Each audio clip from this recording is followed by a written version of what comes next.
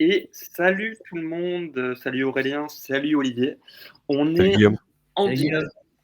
Guillaume. Comment vous allez déjà, vous deux? Pour Bah, Super bien.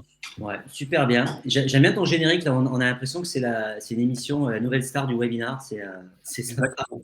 Exactement. Je pourrais dire que c'est Il moi y a qui un l'ai. peu la pression, hein. Ouais, je sais, mais c'est pas moi qui l'ai fait. Il est dispo dans l'outil, j'avoue, je vous dévoile mes secrets, mais c'est vrai que c'est assez chouette. Aujourd'hui, du coup, on est en live. Alors, comme le nom l'inscrit, voilà, c'est le moment où j'ai un petit peu peur, toujours que la technique nous lâche. Donc, je vous laisse nous indiquer si tout fonctionne, si le live fonctionne bien sur vos écrans, si on nous voit bien, si on nous entend bien. Je vous laisse du coup nous mettre un petit message sur LinkedIn afin que je sois rassuré et surtout qu'on ne parle pas dans le vide pendant 40 minutes. On a un petit décalage, donc je pense que les messages vont arriver dans le temps et je check en parallèle. L'idée, effectivement, c'est qu'aujourd'hui, du coup, je sois là justement pour répondre à toutes vos questions. Je suis un petit peu la voix du public. Je vais donc guider la discussion pour qu'on reste dans le timing de 40 minutes. Donc, j'hésiterai pas à vous couper gentiment, Olivier et Aurélien. Je commence un peu à avoir l'habitude. Et surtout, et là j'insiste sur ce point, n'hésitez pas surtout à nous poser toutes vos questions. Je les prendrai, je les poserai à nos super intervenants. Et je pense qu'on peut être parti désormais. Donc aujourd'hui, on va parler d'équipe. Justement, l'idée c'est de vous montrer 3 méthodes, 3 étapes en tout cas, pour créer une équipe qui fonctionne, une équipe hors du commun. Et pour ça, honnêtement, je pense que j'aurais pas pu trouver de meilleurs intervenants sur le marché, que sont Aurélien et Olivier. Et peut-être, Quel honneur. je vous passe la main, peut-être pour vous présenter, Aurélien, si tu peux nous en dire 2 mots sur qui tu es et sur ce qu'est Trimoji, finalement. Ah oui, ouais, avec plaisir. Bonjour à tous, merci pour l'invitation, ça fait très plaisir d'être avec vous. En 2 mots, Aurélien Guillon, donc moi j'ai cofondé, Trimoji, c'est un assistant recrutement qui permet d'identifier les soft skills et de construire les portraits robots des candidats, idéals avec, toutes les parties prenantes dans le recrutement et après de superposer les vrais profils des candidats avec, le besoin pour, recruter, sur, le potentiel, en fonction de la personnalité et de qui on est, plutôt qu'en fonction du CV et de toutes ces autres, choses, qui sont en dehors de la personnalité. Voilà. Génial, merci beaucoup. Olivier, je crois que c'est à toi. C'est à moi. Moi, Olivier Cross, j'ai cofondé Skills. Je suis entrepreneur depuis quasiment le début de ma carrière professionnelle. Donc, ça fait un paquet d'équipes que j'ai construit, dirigé, animé, développé. Et Skills, qu'est-ce qu'on fait? On aide les dirigeants d'entreprises en croissance à résoudre leur problème numéro 1, qui est de construire des équipes incroyables et d'arriver à les fidéliser. Génial.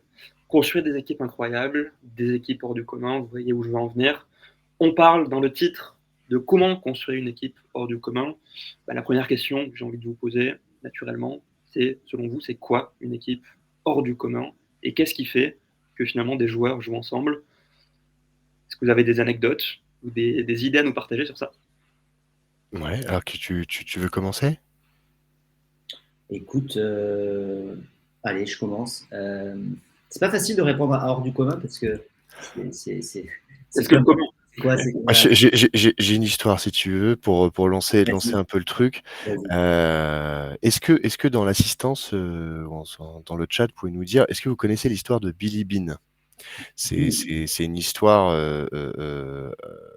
une histoire vraie et qui a même donné lieu à un film qui s'appelle, Le Stratège Moneyball en anglais, avec Brad Pitt. C'est sur le baseball. En gros, lui, il a réussi un exploit, c'est de gagner 24 matchs d'affilée, contre, enfin, il a égalé, voire dépassé même le record des Yankees détenu jusqu'alors, avec une équipe en fait, composée de joueurs, à la retraite, des joueurs déclassés, des joueurs dont personne ne voulait.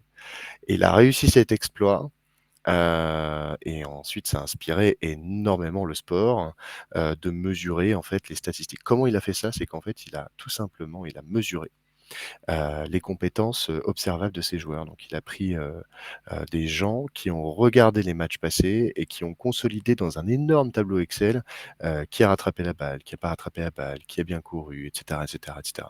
Et ensuite, il a mis le prix des joueurs dans la dernière colonne Excel, là, et il a supprimé tous les joueurs les plus chers, ceux qui ne pouvaient pas se payer, parce qu'il avait un budget limité.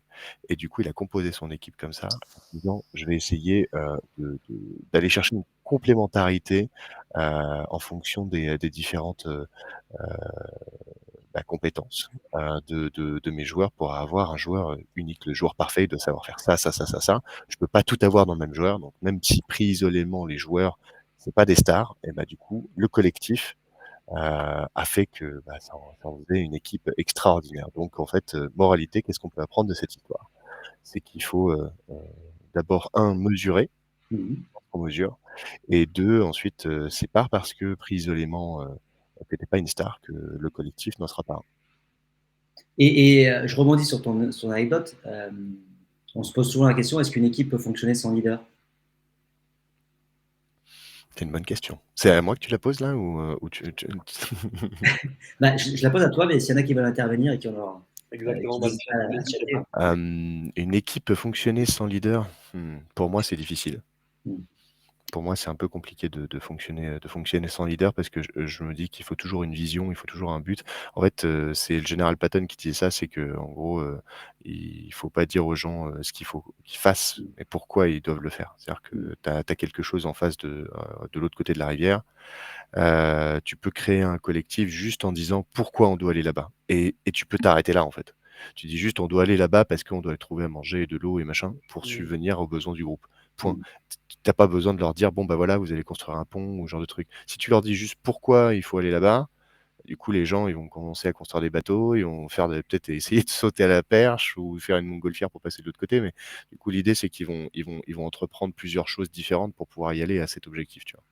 Ouais, alors c'est chiant parce que du coup, je suis d'accord avec toi, donc ça va pas être un débat hyper vif et animé. Mais il y a Jean-Pierre qui dit c'est comme un orchestre sans chef. Exactement. Moi, j'ai une amie à moi qui fait partie des 10 plus talentueuses chefs d'orchestre et j'en parle souvent avec elle. Et c'est vrai que c'est un bon exemple parce qu'un orchestre ne peut pas fonctionner sans chef d'orchestre. Et je suis d'accord avec toi. Une équipe hors du commun, elle doit avoir aussi un leader qui soit un peu hors du commun. Parce que j'identifie toujours le leader pour moi, c'est comme il remplit les mêmes fonctions qu'un cerveau, tu vois. Mmh. Donc, il est là pour réguler la vie du groupe, il est là pour organiser toute l'activité et il est là surtout pour maintenir ce qu'on appelle l'homéostasie, mais en tout cas, maintenir l'équilibre en fait dans le groupe et participer aussi à stimuler l'intuition du collectif. Donc, son premier rôle, c'est vraiment d'être le garant de l'hygiène collective. Et en fait, sans leader, une équipe peut fonctionner, mais elle ne fonctionnera pas dans la durée.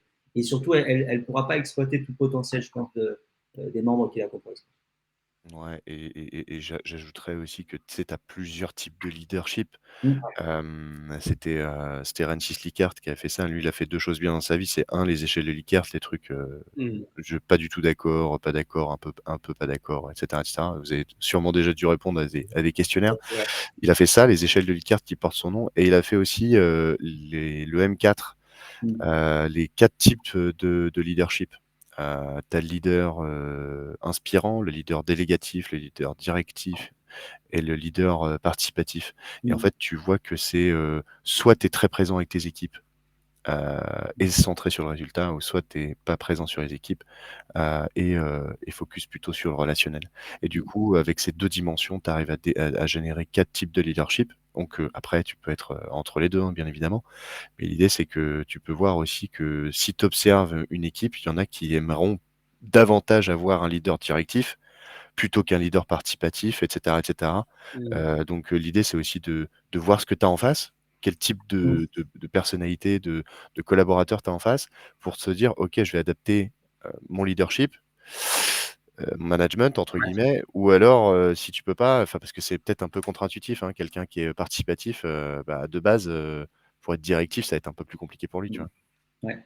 Il y a Nathalie qui rebondit et qui Ouais, dit alors, c'est quoi pour vous, du coup, un leader hors du commun? Et donc, merci Nathalie pour ta bonne question. perspicacité. Là, on pourrait en donner plusieurs définitions. Pour moi, un leader, c'est quelqu'un qui porte une vision, qui sait recruter des gens plus talentueux que lui, qui sait les faire travailler ensemble, qui sait les motiver. Et surtout, c'est un leader qui sait faire naître d'autres leaders. C'est Ouais. beau. C'est beau. C'est quelqu'un qui sait repérer les belles choses chez les gens, en tout cas le potentiel. Complètement Et poussé. c'est ceux qui les placent sur le terrain au bon moment et au bon endroit. Ça me parle. Enfin, moi, j'aime beaucoup les histoires avec le sport. Et c'est Claude Onesta, c'est le sélectionneur de l'équipe de France de handball. Lui, il dit toujours un truc, c'est j'embauche pas les 16 meilleurs, j'embauche les 16 qui atteindront la victoire. Et il l'a prouvé, hein, et fait l'équipe de France de handball, il l'a emmené à 10 championnats du monde, il en a gagné 9. Respect. Et en gros, l'idée, c'est sa méthode, c'est il mesure un peu comme l'histoire de Billy Beane tout à l'heure, les compétences des joueurs. Et après, il les place sur le terrain uniquement en fonction de leurs points forts.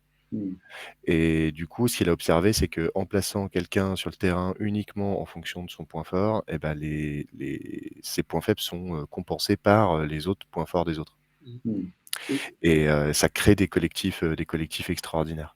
Et pareil, tu mesures, tu places uniquement en fonction des points forts, et après, derrière, tu observes que après, tu conserves la culture d'équipe aussi.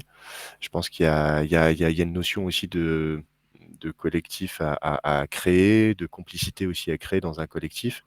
La mise en danger peut être une forme de ciment pour, je sais pas si tu as déjà vécu un truc un peu dangereux avec quelqu'un, mais tu t'en souviens, quoi. Et tu pars en cordée, ou tu fais une activité commune ou ce genre de choses. Ça, c'est t'as le truc de base, puis t'as l'activité commune risquée. Bah là, tu t'en souviens encore plus. Et du coup, les uns comptent sur les autres, et ça renforce vachement les liens, quoi. T'avais Ogilvy aussi qui disait dans la publicité que les meilleurs talents, il les recrutait pas, il les achetait pas, mais il les faisait pousser chez lui. Donc ça rejoint vachement ce que vous dites. On a une question d'Olivier qui nous demande, Olivier, pas toi, Olivier, Olivier Carrette, qui nous demande c'est quoi la différence du coup entre un leader et un manager. C'est vrai que, à mon sens, un manager peut être un leader, mais l'inverse n'est pas vrai. Qu'est-ce que vous en pensez? C'est vrai que tu peux avoir un gestionnaire et tu peux avoir un leader. C'est différent, quoi. Tu as celui qui va relever les compteurs, et puis tu as celui qui va inspirer. Et pour moi, c'est effectivement, manager, c'est une fonction, leader, c'est un état d'esprit. Ouais. Hyper clair. Du coup, la question que peut-être j'aimerais vous poser pour recentrer davantage sur l'équipe, c'est que justement, pour créer cette équipe, tout commence par attirer les candidats qui la créeront. Est-ce que peut-être vous avez des méthodes, des pratiques ou des conseils à nous partager sur comment est-ce qu'on identifie et on approche les bons candidats qui vont matcher à l'équipe qu'on veut créer? Déjà, je pense que ce qu'on fait rarement, en fait, mais moi, je considère toujours une équipe comme un individu, en fait. C'est-à-dire qu'une équipe, elle a sa propre identité. Elle a son histoire, elle a ses codes, elle a son mode de fonctionnement, elle a son propre patron, leader. Et je pense que c'est souvent quand on lance le recrutement dans une équipe, on part du profil à recruter, alors qu'on devrait aussi partir du profil de l'équipe. Parce qu'on a un rôle de diversité quand on crée un recrutement, c'est aussi d'être capable d'apporter un nouvel élément dans l'équipe qui va créer une valeur, qui va renforcer quelque chose, qui va apporter quelque chose de différent, qui va voilà.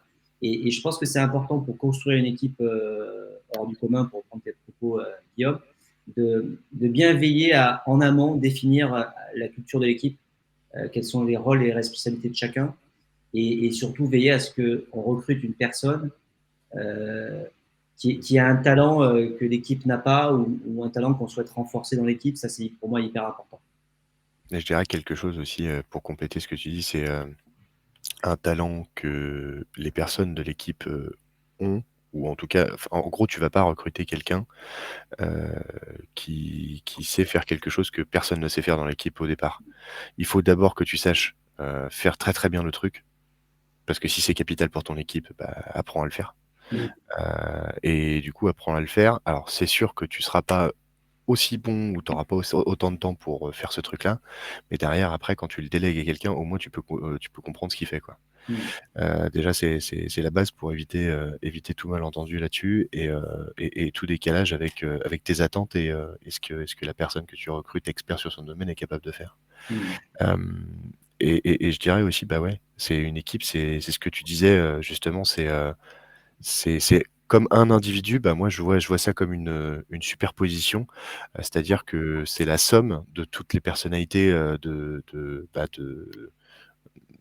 l'équipe et la moyenne des compétences aussi de ce qu'ils savent faire.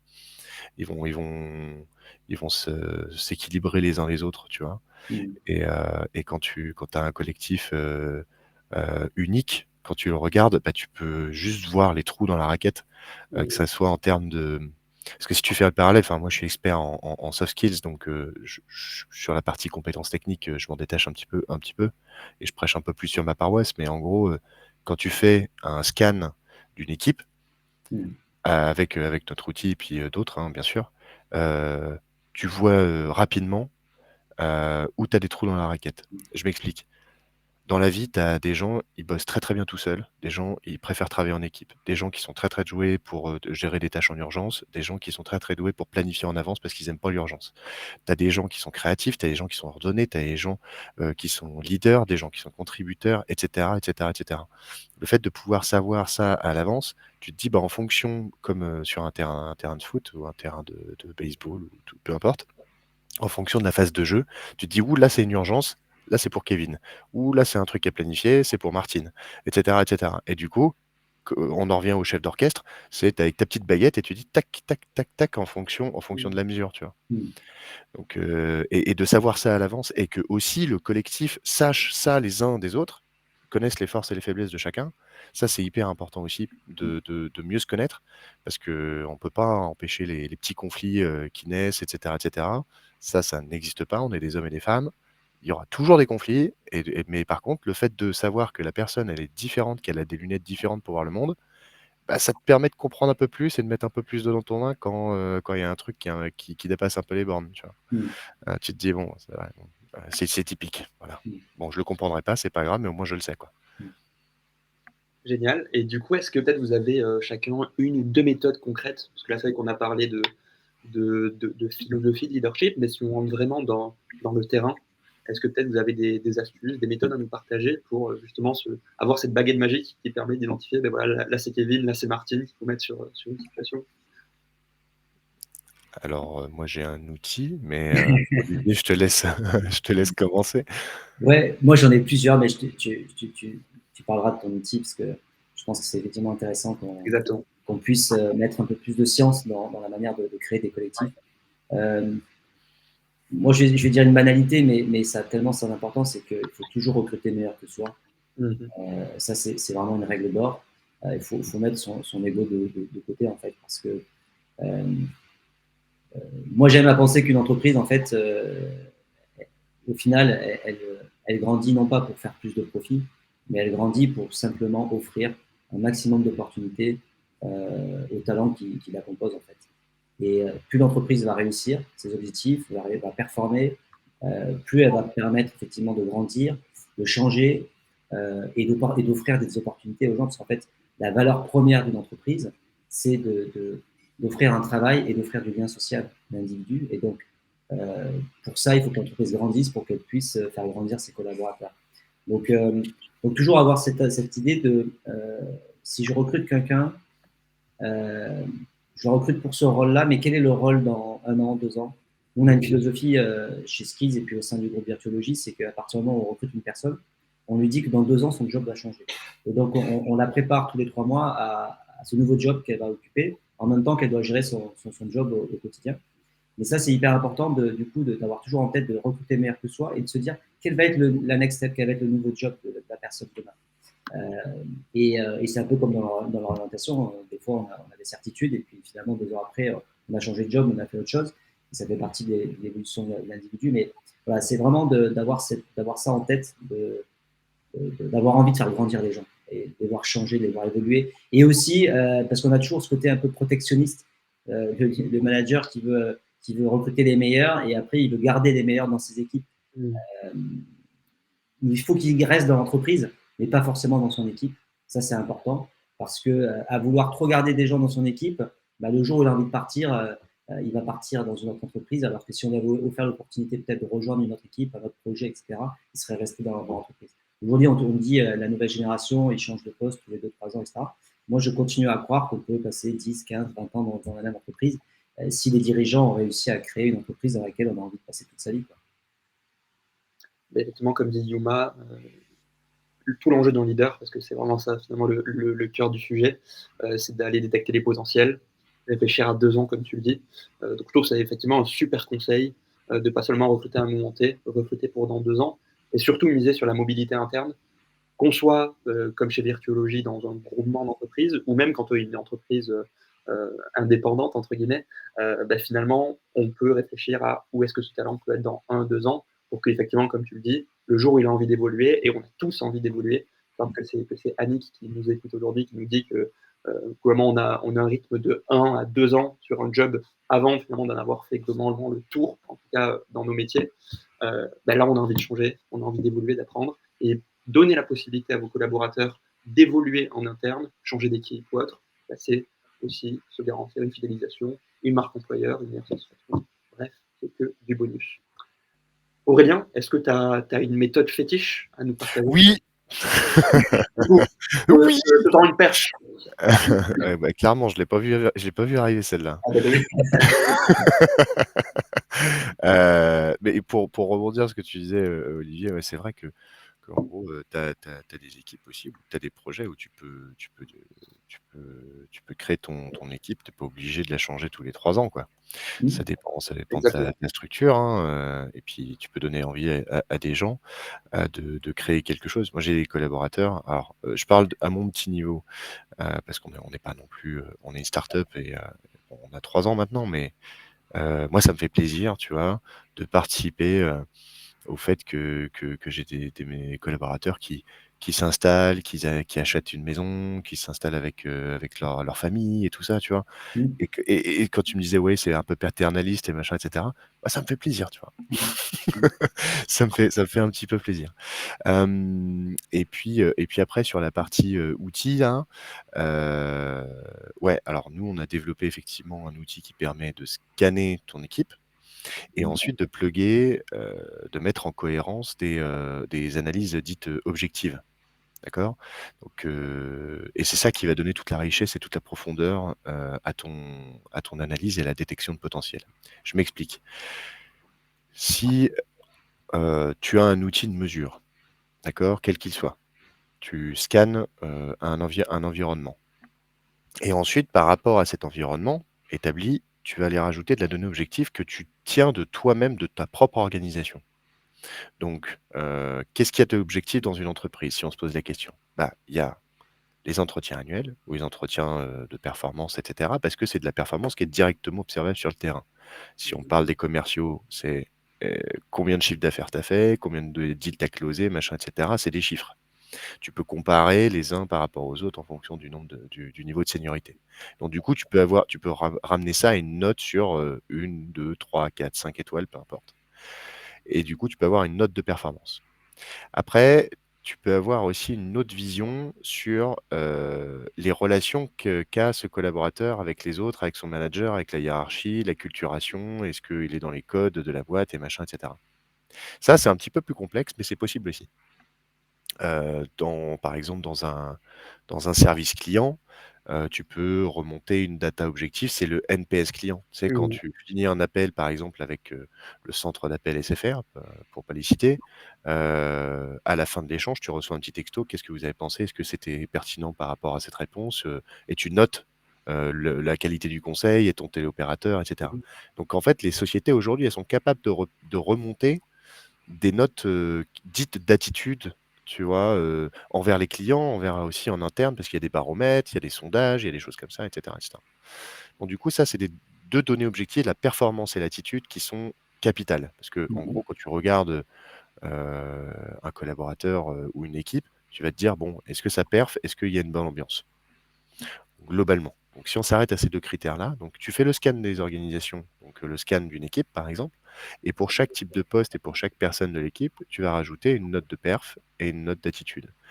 Et en fait, ça, la petite recette secrète, c'est d'arriver à se dire: «OK, par rapport à la personnalité, qu'est-ce que je vais, comme trait de personnalité, monter et baisser en fonction de la performance?» Si j'ai un Mmh. top performer, mais une attitude un peu nulle, j'ai un peu une diva, tu vois? Et ça, Mmh. on n'aime pas trop en avoir des divas, Mmh. pour en avoir connu.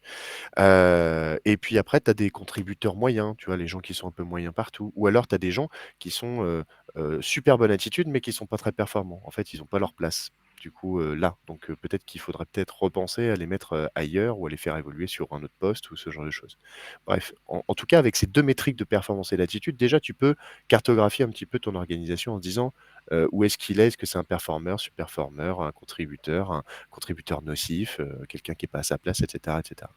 Et si tu corrèles ça avec la personnalité que nous, on arrive à faire, eh ben, du coup, tu as un système dit apprenant. Et tu peux définir un modèle de personnalité qui a appris de ton organisation et qui a appris des données objectives que tu lui as donné à manger. Et l'idée, c'est que ça définit un portrait robot du candidat, entre guillemets, idéal, et que tu peux ajuster en fonction des matchs prédictifs avec telle ou telle personne dans l'équipe. Et ensuite, ce portrait robot, du coup, tu le mets pas en filtre, hein, mais ça te donne une indication pour te dire, voilà, tel candidat ou telle candidate que j'ai rencontré, elle s'approche plus ou moins de ce profil idéal. Parfois, ce que les gens nous demandent aussi, c'est juste, je voudrais une trame d'entretien. Je voudrais, savoir quelles sont les questions à poser, à mon candidat, et quels sont les critères, qui déterminent la perf, sur ce poste-là. Et parfois, en fait, peu importe s'il est introverti, peu importe s'il est extraverti, ce qui va compter, c'est qu'il est intuitif. Donc du coup, toutes tes questions, elles vont tourner autour de: «Est-ce que tu es intuitif?» et de te mettre en condition pour savoir si tu es intuitif, point. Mmh. Super intéressant. Et donc Trimoji permet de faciliter ça. Ouais, Trimoji permet ça, entre autres. Nouveauté de notre outil, je le mets en avant. Je suis désolé Aurélien, ça te cache un peu la moitié de la Ah, tête. c'est pas grave, mais allez-y, regardez, tu vois? Ouais, Tu fais comme ça. mais Attends, mais c'est non, c'est là, c'est en mais inversé. Voilà, c'est ici. exactement, Scannez mais scannez le QR n'hésitez pas à code. scanner, ouais. L'idée, c'est que du coup, il y a un essai gratuit de Trimoji, c'est ça? Ouais, ouais, on fait des essais gratuits de Trimoji pendant 7 jours. Après, on a notre équipe commerciale qui est là, qui est disponible pour faire des démos, d'accompagner parce que les problématiques des entreprises sont un petit peu différentes en fonction des besoins, tu vois? Donc, c'est bien quand même d'avoir un petit accompagnement. Quel est votre projet? Est-ce que c'est plutôt pour, améliorer vos recrutements? Est-ce que c'est pour, faire un ou plusieurs recrutements? Est-ce que c'est pour accompagner les managers? Est-ce que c'est pour faire de la mobilité interne? Mmh. Nous aujourd'hui, notre portefeuille, de partenaires, il est réparti de la manière suivante. On a à peu près 70 de cabinets de recrutement et après l'autre partie, ça sera plutôt des directions recrutement en PME, TI, grands groupes et ensuite c'est à la marge, mais en développement, des écoles, des business schools pour accompagner les étudiants, pour accompagner aussi les responsables pédagogiques à placer les étudiants dans les entreprises et puis, en dernier, on a aussi, des coachs qui utilisent notre, solution. Alors un plus petit volume parce que c'est des gens qui font du one to one. Mmh. Génial. Merci en tout cas, ça nous rappelle Merci. encore une fois, effectivement, comme tu le dis Olivier, le recrutement est une science et apporter des méthodes, scientifiques comme ça permet vraiment, de rentrer dans une autre dimension et ça me fait rebondir aussi sur la remarque dans le chat. Alors je suis désolé, sur mon écran, ça s'affiche LinkedIn User, donc j'ai pas le prénom de la personne, je suis désolé, mais LinkedIn User qui nous dit effectivement que, on fera jamais le même boulot dans 2 ans, l'évolution des outils. Bon, on va pas parler de ChatGPT, mais on pourrait le faire. Le fait est que se baser sur des outils comme Trivogy ou d'autres, ça permet vraiment de prendre une longueur d'avance. ChatGPT, en fait, on réfléchit même à l'intégrer. On s'est dit, demain en fait, ChatGPT, la technologie te permet d'absorber une grande quantité de données, de la Mmh. structurer, Ah oui. quasi automatiquement et ensuite de faire des requêtes, Mmh. en langage naturel et l'idée, c'est qu'aujourd'hui, nous, on est en train d'accumuler beaucoup, beaucoup d'informations, sur les personnalités, les relations au travail entre les uns et les autres et cetera et du retour objectif aussi, les gens peuvent, interagir avec notre solution. Mmh. Et en fait, demain, si tu arrives à plugger du ChatGPT comme ça, tu pourrais, par exemple, dire: voilà, heu Olivier vient d'entrer dans la société, comment je l'onboard? Ouais. Et ou alors avec quelle personne, je vais qui devrait être le parrain, de Guillaume? Tu vois, par exemple, pour l'onboarder, donne-moi 10 étapes pour onboarder convenablement Guillaume en fonction de sa personnalité, en fonction de ses relations potentielles avec l'équipe, etc. Et le truc, il va te sortir une page avec la roadmap. Et après, tu n'as plus qu'à là-dessus. Après, à prendre avec des pincettes, bien évidemment. Il faut Bien sûr, on toujours, est qu'au toujours début. avoir une vision humaine derrière, mais ça peut permettre de prémisser des choses assez cool, quoi. Génial. Olivier, tu voulais rebondir sur ça? Non, juste sur une phrase que tu as dite. Le recrutement est une science. Non, ce n'est pas qu'une science. Autant pour moi. C'est une expérience. Exactement. Ça s'apprend pas, le management, ça se vit. Et comme toute machine, bah, l'homme est fait de test and learn, d'essais et d'erreurs. Et avec les erreurs, bah, tu apprends à plus les commettre. Je pense, même s'il y a quelqu'un qui te dit fais pas ça, bah, tant que tu l'as pas fait, tu sais que. Tu vois. Comme dans le marketing, finalement, ce qu'on appelle de l'A/B testing notamment. J'ai une dernière question à vous poser, qui est ma question préférée, mais avant de vous la poser, là c'est mon côté marketeur, j'ai un petit service à vous demander. En fait, chez Skills, vous l'avez peut-être vu, on est en train de développer les interviews sur notre blog. En fait, on adore interviewer des dirigeants ou des personnes qui sont en cours de recrutement pour comprendre comment elles recrutent, pour les mettre aussi en avant sur notre blog et sur notre LinkedIn. Merci Aurélien. Et donc, si ça vous intéresse, voilà, on recherche tout le temps des partenaires. Bah, c'est totalement gratuit. Ça prend vraiment 20 minutes. En fait, c'est un appel où on vous pose 3-4 questions. On le retranscrit à l'écrit. On vous fait valider tout ça. Et ça vous permet de mettre en avant vos offres d'emploi, votre marque employeur. C'est assez sympa. Et nous, ça nous permet de faire du contenu toujours d'actualité, toujours. Ouais, c'est un super blog, allez-y, vraiment. Merci beaucoup Aurélien. Avec plaisir. Je vais le laisser quelques secondes. Je vais vous mettre aussi le lien dans le chat. Et en attendant, je fais la transition sur ma dernière question que j'avais pour vous deux. On a parlé de comment on attire des candidats, comment on fait physiquement l'équipe. La question, c'est que finalement, ça fait commencer une fois que les gens sont là. Comment est-ce qu'on fait pour les motiver, pour faire en sorte que les joueurs, une fois qu'on les a recrutés dans l'équipe, ils jouent ensemble? Vous avez 3 heures. Allez-y. La motivation, c'est une bonne question. Déjà, moi, j'ai une question pour toi, Guillaume. Je réponds à ta question par une autre question. Tu cours un peu, toi, ou pas? Alors, pas du tout. Ok. Alors, je te propose demain matin à 3h30 du matin, je toque à ta porte et puis on va courir 50 km, toi et moi, sous la pluie. Ça te chauffe? Pas spécialement, là, comme ça. Ok, ça marche. Maintenant, je te donne 1 million d'euros. Ça te chauffe? Un peu plus, effectivement. Voilà. Qu'est-ce que je viens de faire? Je viens de te motiver en 1 seconde. Donc ça, ce que je viens de prouver, en gros, c'est que la motivation, c'est pas quelque chose qui est inné chez les gens, c'est un état. Donc tu es motivé par quelque chose. Tu n'es pas né motivé pour courir, tu es motivé pour courir parce qu'il y a quelque chose. Et du coup, ce qu'on a, et moi, dans mon seul spectre de ce que je vais parler, c'est que ce qu'on a observé dans l'analyse de personnalité, différencier en fait cet état sur les rapports aux défis, aux challenges et à la contribution. Je m'explique. On t'a toujours dit, ouais, lui c'est un team leader, lui c'est un team player, donc un contributeur ou un gars de challenge.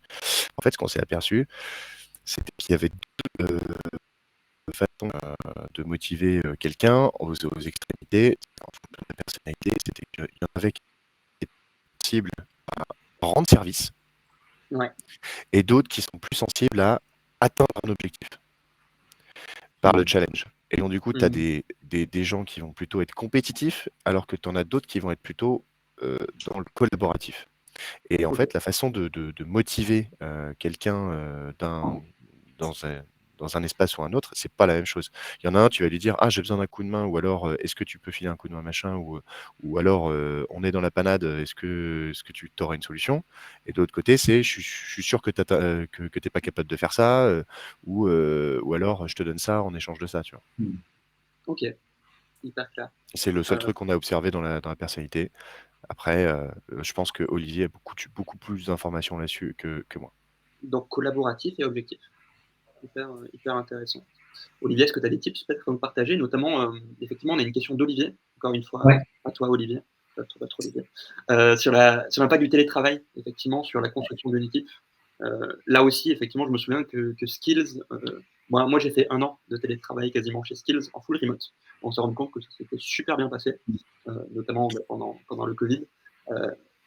Pareil, si Olivier, tu as des astuces sur comment tu as fait pour garder ce collectif, malgré cette période qui était un peu particulière. Et merci Olivier dans le chat. Ça fait plaisir, en tout cas, ça fait un petit moment qu'on n'avait pas pris contact avec Olivier, et c'est sympa de le voir dans le chat. Moi, je dirais que c'est comme dans un couple, en fait. En fait, il faut qu'il y ait de l'amour dans une équipe. Et je mets des guillemets parce que je sais que parfois l'amour n'a pas forcément sa place dans un monde professionnel. Mais pour moi, un manager d'équipe, un leader d'équipe, il doit aimer ses équipes, et les équipes doivent aimer travailler ensemble. Et comme dans un couple, qu'est-ce qui fonctionne?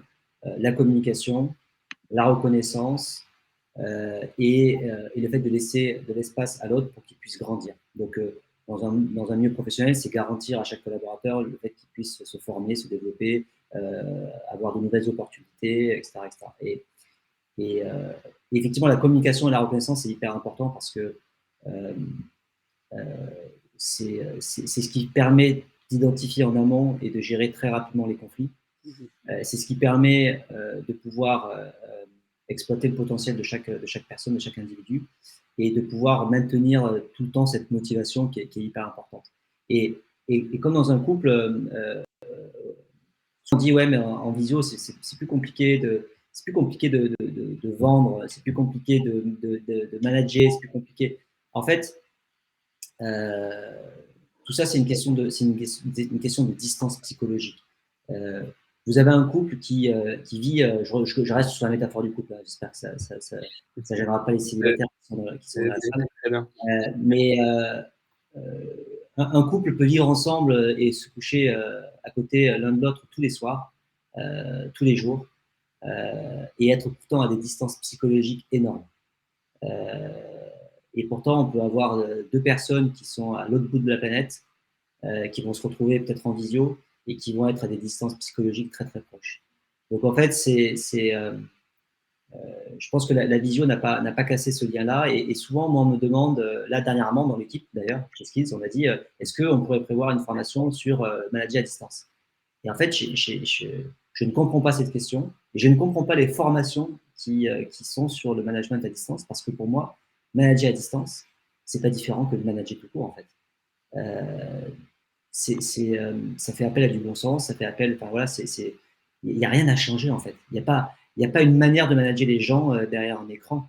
Il faut juste être capable de créer du lien, il faut juste être capable de réduire cette distance qui est pseudo-psychologique. Mais pour moi, c'est ce qu'il dit Olivier, dans un couple, loin des yeux, loin du cœur. Donc la proximité est clé. Bien sûr, c'est pas parce qu'on est à 10 000 km, on est derrière un écran, qu'on n'est pas proche, en fait. La proximité, c'est vraiment c'est dans la relation, c'est pas dans la géographie, quoi. C'est pas dans la... Donc moi, je crois beaucoup à ça. N'essayons pas de mettre beaucoup de... Enfin, ne cherchons pas des excuses derrière la technologie. Essayons d'apprendre à l'utiliser. Moi, je préfère de loin aller au bureau et travailler près des équipes. Mais ça, c'est très personnel. C'est pas une question de philosophie, etc. C'est très personnel. C'est que moi, j'ai besoin de voilà, c'est mon mode de fonctionnement. J'ai besoin d'être près des personnes avec qui j'ai plaisir à travailler au quotidien. J'ai besoin de sentir voilà, des énergies. Mais je pense qu'on est capable d'avoir le même type de proximité, le même type de relation à distance. Donc ne changez rien dans votre façon de manager. Essayez juste de comprendre l'autre, d'apprendre à le connaître, d'apprendre à connaître ses besoins, d'apprendre à connaître ses modes de fonctionnement, d'apprendre à connaître sa motivation, et juste de s'adapter à ça, et peu importe quel est le canal de communication. Ouais, encore une fois, la discussion, comme tu le dis, hein, ça passe par des échanges, quoi. Donc il faut régulièrement échanger avec les personnes avec lesquelles on est censé être en interaction, plutôt que de donner des directives à distance ou faire du reporting ou ce genre de choses. Faire des one-to-one, c'est pas obligé de passer 1 heure, mais un quart d'heure avec un objectif précis. Dire, bah écoute, là j'aimerais bien qu'on prenne 15 minutes pour parler de ça. Et on a 15 minutes. et du coup, on en parle. Après, ça peut faire du chit-chat en plus, mais au moins le sujet est traité tout de suite. Ça peut être formalisé ou pas. Ça, c'est à vous de voir. Ça, c'est bien quand c'est formalisé quand même. Il faut pas faire peur aux autres non plus. Est-ce que je peux te voir pour un machin alors que tu es devant tout le monde en open space? T'es sûr que ça va discuter à la machine à café? Qu'est-ce qui s'est passé? Ça c'est pas, voilà. Ça peut être un petit texto, un petit message sur Slack, un petit mail. La personne elle va peut-être se mettre un coup de pression, mais tu la détends tout de suite quand t'es en face. Tu dis non, mais t'inquiète pas, ça va aller. C'était juste que je voulais te parler au sujet de ce truc-là, quoi. Ouais, et puis moi, je me souviens du confinement en 2020. Du jour au lendemain, moi, j'ai mis tout le monde en télétravail. J'avais vraiment anticipé ça et c'est grande panique, mais j'avais mis tout le monde vraiment en télétravail. Et pendant 2 mois, en fait, je pense que ça a été les 2 mois où l'équipe a été le plus proche, en fait. C'est vrai. Et pourtant, il y avait cette distance. Et en plus, on ne maîtrisait pas encore à l'époque vraiment les visios. Certains, comme moi, étaient dans la campagne avec un réseau de merde. Donc, donc moi, je pense que il faut pas en faire un problème. Je pense qu'il faut juste en faire un critère, mais pas un problème. Génial. Génial. Je pense qu'on a fait pas mal le tour de cette question. Je vois que ça fait déjà 41 minutes. C'est terrible, ça passe très très vite. Est-ce que vous avez peut-être des choses à rajouter? Je vois qu'on s'approche de la fin. N'hésitez pas encore si vous avez des questions. On pourra prendre un peu de temps pour les traiter. Est-ce que peut-être vous avez un mot de la fin, ou une citation, ou quelque chose que vous souhaitez rajouter? Bah, Sylvie a corrigé sa phrase, mais elle parle de relation. Je pense que c'est vraiment quelque chose d'important. Moi, j'ai une conviction profonde, c'est que le jour où on quitte cette planète, notre âme, elle garde une seule chose en tête, c'est la qualité de la relation qu'on a eue avec les gens. Et donc, le lieu de l'équipe, c'est un lieu qui est important parce que c'est finalement, c'est dans une équipe qu'on passe le plus de temps dans sa vie, en fait. Il y a son corps, mais il y a aussi dans une équipe, on passe plus de temps dans une équipe que dans son couple, on passe plus de temps dans une équipe qu'avec ses enfants, etc. Donc, ne pas oublier que la qualité des relations qu'on peut avoir avec ses collaborateurs, tu caches Aurélien. J'en profite pendant le mot de la fin C'est pas grave, pour remettre le lien. Mais en tout cas, c'est voilà. Je cache carrément derrière, regarde. Ouais.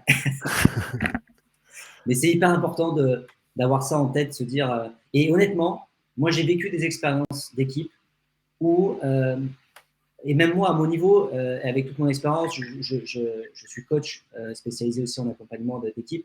Donc, j'ai été formé à ça. Et malgré le fait que tu es formé à ça, parfois, tu vas travailler dans une équipe, il y a quelqu'un en face qui représente la pire personne, la pire collaboratrice que tu ne détesterais avoir dans une équipe. Et finalement, tu arrives à fonctionner avec elle. Et ça, c'est un gros travail parce que tu pourrais très bien te dire, attends, je ne peux pas travailler avec elle, donc je quitte l'équipe, je démissionne. Il y a des gens qui démissionnent ou il y a des gens qui disent, bah, je vais tout faire pour qu'elle sorte de l'équipe et ils s'en rendent malades. Et en fait, c'est un échec de réagir comme ça parce que je pense qu'on est capable de travailler avec toutes les personnes.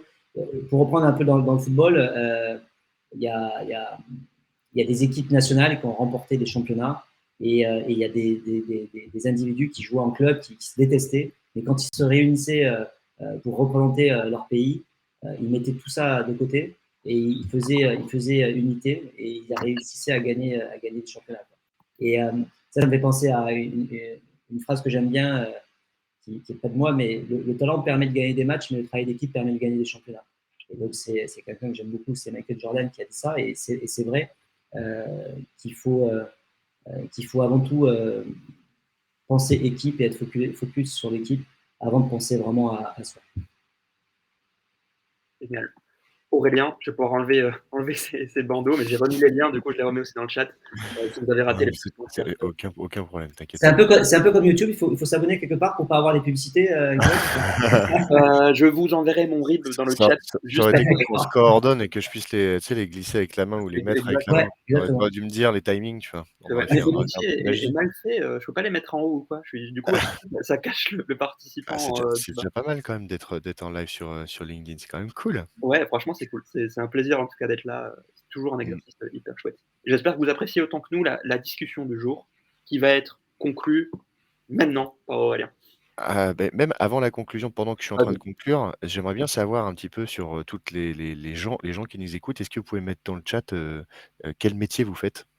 Savoir si vous êtes plutôt dans le recrutement, si vous êtes plutôt dans le management, si vous êtes plutôt, sur un autre secteur d'activité carrément. Donc, si vous avez votre métier, ça pourrait être intéressant, de savoir un petit peu à qui on s'est adressé aujourd'hui.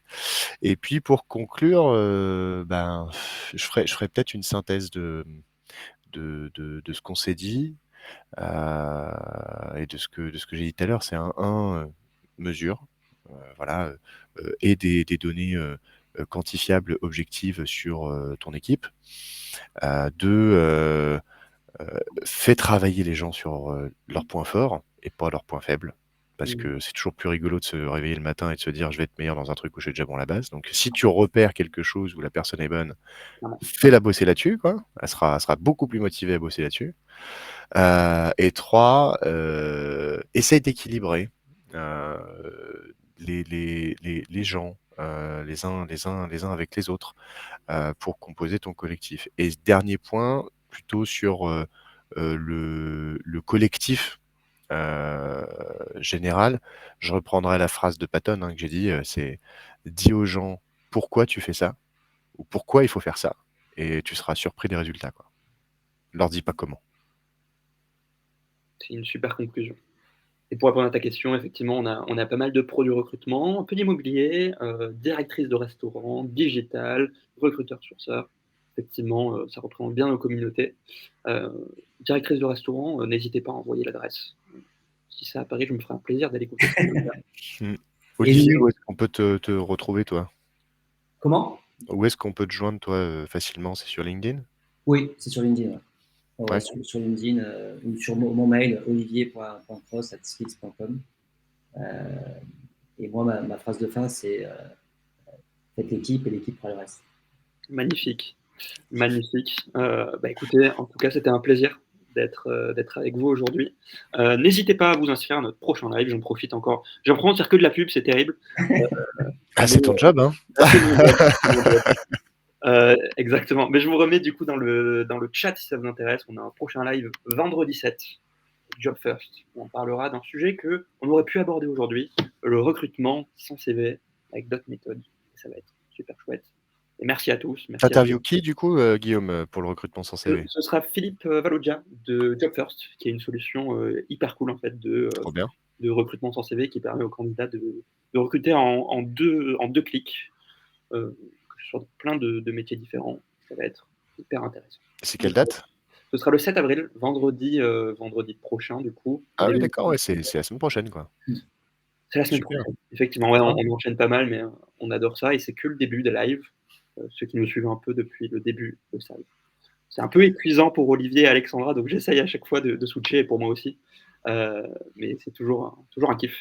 En tout cas, merci à En tout tous. cas, c'était un bon format. Merci pour l'invitation, Guillaume. Merci, Merci à Olivier, toi. pour ton invitation aussi, puis pour avoir échangé ensemble. La prochaine fois, j'aurais bien aimé avoir aussi, en fait, l'avis de Guillaume sur les questions auxquelles on a répondu, tu Ouais, vois?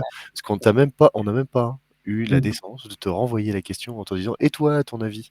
Tu Ouais. vois? On t'a vraiment pris pour un intervieweur et on mais t'a c'est pas le pris cas, pour une c'est le partie cas, prenante du truc. c'est Mmh, effectivement, c'est ma juste posture. si j'ai une question, alors, j'imagine que Dis-moi, les vas-y. gens sont encore un peu connectés, donc voilà. Après, ceux qui veulent aller manger, allez manger. Mais moi, Ils sont j'aimerais beaucoup bien là. en 5 minutes savoir ce que toi, Guillaume, c'est quoi un collectif extraordinaire, un collectif hors du commun? Comment t'en crées un pour toi? C'est quoi? C'est une bonne question que je n'avais pas préparée, mais c'est une super question. Pour moi, écoute, un collectif hors du commun, déjà, c'est un collectif complémentaire, comme on l'a dit.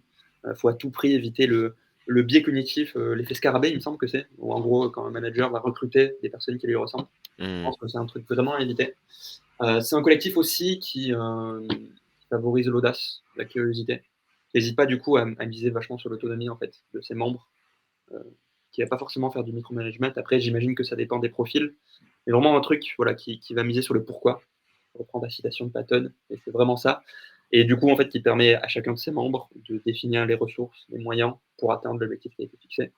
Qui est d'ailleurs un type de management qui est apparu dans les années 80 ou 90. J'ai peur de dire une bêtise, mais c'est ça. Et, Et non, globalement, c'est un truc que je vis chez Skills au quotidien. Je suis en train de construire le département marketing de Skills et on a un objectif qui est clair. Et à moi de me dépatouiller pour atteindre cet objectif et c'est vraiment un kiff. Donc voilà, si je devais résumer en 2-3 mots. Eh ben, tu t'en sors plutôt pas mal. Ça va. Du coup, on va poursuivre ce live en posant toutes les questions auxquelles on a répondu pour. Parce que vous avez 1 heure devant vous. C'est ça, mais non, mais t'es précis, concis. On sent l'homme de mots, l'homme de peu de mots efficaces, quoi. Tu vois. Bah, attends, avant que ChatGPT ne me remplace, j'essaye de ramener l'efficacité. Et je vois qu'il y a pas mal de coachs aussi. Oui, tout à fait. Un truc important, c'est aussi de mesurer la coachability d'une équipe, en tout cas de ses membres. Pour moi, c'est important de recruter des gens qui sont coachables et de recruter et d'avoir une équipe qui est coachable. Qu'est-ce que ça veut dire coachable? Qu'est-ce que ça veut dire coachable? C'est quelqu'un qui est à l'écoute, qui a envie de progresser, qui a envie de se remettre en question, qui a envie de voir les choses différemment, qui a envie d'évoluer, qui a envie de grandir, qui a envie d'apprendre. Et voilà, ça, pour moi, c'est hyper important. C'est une des choses importantes que nous, on regarde quand on recrute des talents pour chez nous. Mais voilà, c'est à compétences égales, quelqu'un qui est coachable et quelqu'un qui n'est pas coachable, ça fera la différence parce qu'on sait que c'est une personne qui pourra grandir dans l'organisation et qu'on pourra effectivement accompagner. Et comment tu repères ça? Parce que, enfin, ok, d'accord, moi ça me fait penser un peu à si tu veux une thérapie, il faut que tu sois ok avec la thérapie. Et comment tu repères Il y a plein de façons. Moi, en tout cas, comment je le repère, c'est que quand je recrute quelqu'un, je lui pose toujours la question en disant tu changes de job. À titre personnel, qu'est-ce que tu aimerais travailler sur toi? Qu'est-ce que tu aimerais changer? Et ça, c'est si la personne est déjà, et voilà, tu dis, il n'y a rien que j'aimerais changer chez moi, déjà, bon, ça ferme la discussion. Et en fonction de la réponse, ça te permet aussi de te dire, moi, j'aimerais bien travailler, je sais pas, mon impatience, j'aimerais bien travailler ma capacité à déléguer, j'aimerais bien travailler. En fait, ça te donne aussi des clés, toi, ce sur quoi tu te dis, attends, ok, écoute, on va, au-delà de t'offrir un job et de t'offrir effectivement un certain nombre d'opportunités, moi, je suis capable aussi de t'aider à travailler ça. Tu vois. Ok. Hyper clair. Tu changes de job, tu devrais changer quoi? Ok. Le changement, c'est rejoint ce que nous disait Annick tout à l'heure. Et j'ai retrouvé le nom, je suis désolé Annick, j'ai dit LinkedIn User, mais en plus c'est toi, que ton boulot change en fait tous les 2 ans avec tous les outils qui arrivent, l'importance de se réinventer et de réinventer finalement l'équipe. Et je pense que c'est une bonne conclusion sur tout ce qu'on a dit. Ça marche. Merci, on sent que tu as envie de finir. Ça mange tôt, Guillaume. C'est bon. Non, mais moi, c'est avec plaisir, mais c'est pour nos participants. Après, si les participants sont chauds de continuer. Quelle heure il est là? On a commencé à quelle heure? À 11h pile. Mais on a un peu pile. dépassé, mais moi, ça me dérange pas, mais c'est vrai que Ah oui.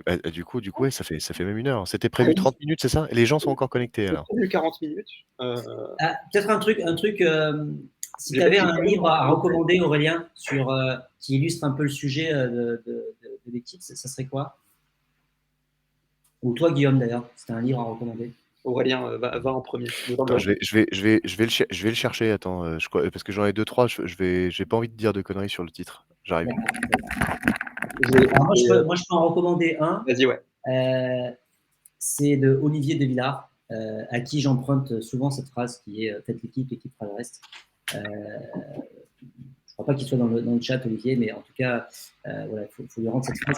Cette phrase, elle est essentielle parce que le faire l'équipe, souvent, on met derrière cette notion juste de composer l'équipe. Mais le faire l'équipe, c'est vraiment d'arriver à faire en sorte que l'équipe puisse être performante et solidaire. Et faites l'équipe fera le reste. Parfois, on est focus sur nos clients, etc. Et en fait, si on est focus sur l'équipe, l'équipe a forcément une répercussion directe sur le business, sur les clients, etc. Et donc, Olivier de Villard, il a fait plusieurs bouquins, mais le bouquin, c'est la dynamique des équipes, l'intelligence collective, je crois que c'est ça. Vous tapez Olivier de Villard, dynamique des équipes, vous trouverez son bouquin. Et c'est vraiment un super bouquin, très, très, très sympa à lire. Génial. On n'a pas vu ton bouquin, Aurélien, c'était un peu flouté. Ah oui, c'est flouté. Alors attends, si c'est comme ça, non, ça marche pas là. C'est à propos de. Alors, j'ai vu le journal de Mickey. Attends, En gros, c'est Propos de Barenton Confiseur de Auguste de Teuf. C'est un livre qui m'a été donné par mon ami investisseur et mentor, feu Guillaume Mullier. Et ce bouquin, en fait, dedans, tu as plein de bonnes. C'est un bouquin, en fait, tu peux ouvrir une page à n'importe quel endroit, juste lire une phrase, tu la prends par cœur et tu le reposes, et ça peut te faire ta journée, tu vois. Mm. En gros, l'idée, c'est pas un bouquin qui se lit, c'est un bouquin qui s'ouvre. Dans le sens où dedans, tu as plein de choses qui sont plein de bonnes. De bons conseils pour gérer un business, pour manager une équipe, et ça date d'il y a très longtemps. Et ce sont des propos qui sont recueillis, en fait, parce que en fait, c'est des polytechniciens et des anciens industriels, et aussi les fondateurs de Auchan, etc., qui, en fait, se sont enfin, en gros, c'est leur pseudo. Et ils ont fait un bouquin qui est passé sous les radars. Et du coup, je vous donne un peu la clé. Ce truc-là, il est génial. Donc, tu as comment manager un ouvrier, comment manager un cadre, comment manager toutes les strates des entreprises, comment gérer une conversation, un business, comment gérer une relation commerciale, une relation partenariale, etc., etc. T'exprimer en images, t'exprimer en histoire.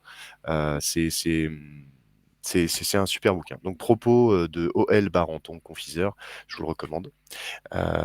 C'est pour tous ceux qui veulent apprendre à apprendre.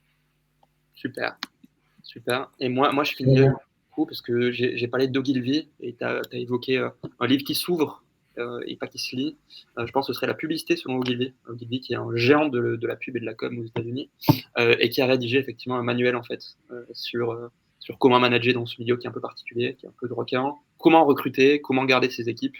Et j'en sors la phrase de plutôt qu'acheter les talents, faisons les pousser. Après, tu as d'autres bouquins dans ce type. Je peux sortir Les pensées de Pascal et tout, mais il est un peu tôt pour ça. Plutôt un genre de bouquin à discuter avec un verre, je pense. Là, à midi, c'est un peu tôt. C'est lequel? Les pensées de Pascal, et sinon, c'est La publicité selon Ogilvy. Et t'en as plein d'autres. T'as des trucs aussi, genre Psychologie des foules, de Gustave Le Bon. Ouais, celui-là, je le connais, celui-là. Ouais, qui est assez intéressant. Audible, là, c'était quoi ce truc-là? Ogilvy, c'est David Ogilvy, qui est fondateur d'une des plus grosses agences de pub encore aujourd'hui. Okay. Au monde, qui est je pense dans le top 5 des agences, et qui effectivement a fait un guide pratique. D'accord, ok. Assez sympa. Eh ben, j'irai regarder. J'aime bien. En tout cas, mais c'est un vieux bouquin, ça a des années 70, je dirais, peut-être 60. Et c'est encore d'actualité, sur certains trucs, en tout cas. Ok, c'est trop bien. Et le bouquin là, parce que je suis parti et je suis revenu, c'était quoi, Olivier, toi? T'as proposé quoi? C'est La dynamique des équipes d'Olivier De Villard. La dynamique des équipes. Ouais. De Villard. Ouais, De Villard. D-E-V-I-2-L-A-R-D. Ok, c'est noté. Trop cool. Et c'est moi qui repars avec des infos. Exactement. mais je pense que je vais les mettre en commentaire, comme ça. Ouais, je vais terminer. Très bien. Bon, bah, il est 11h58. les gens, on a 2 minutes pour conclure. Merci beaucoup. Un spécial remerciement. Merci Olivier, merci Guillaume pour cette invitation. Merci à toi. Je trouve que c'est toujours un plaisir de parler avec vous.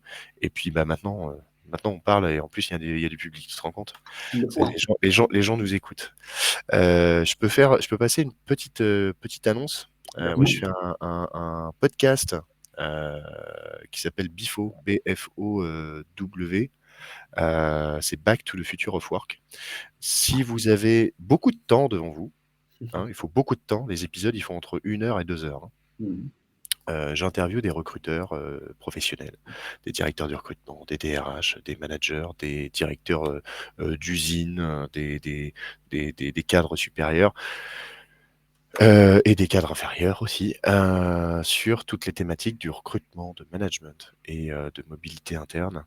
et du coup, on va dans le fond des sujets. L'idée, c'est que sur chaque épisode, on fait passé, présent, futur. Donc, passé, c'est quoi son parcours pour comprendre un peu la personne avec qui je suis en train de discuter. Présent, quelles sont ses problématiques actuelles. Et futur, comment on se positionne dans le futur, du travail, du recrutement, etc., etc. C'est des épisodes qui sont assez longs.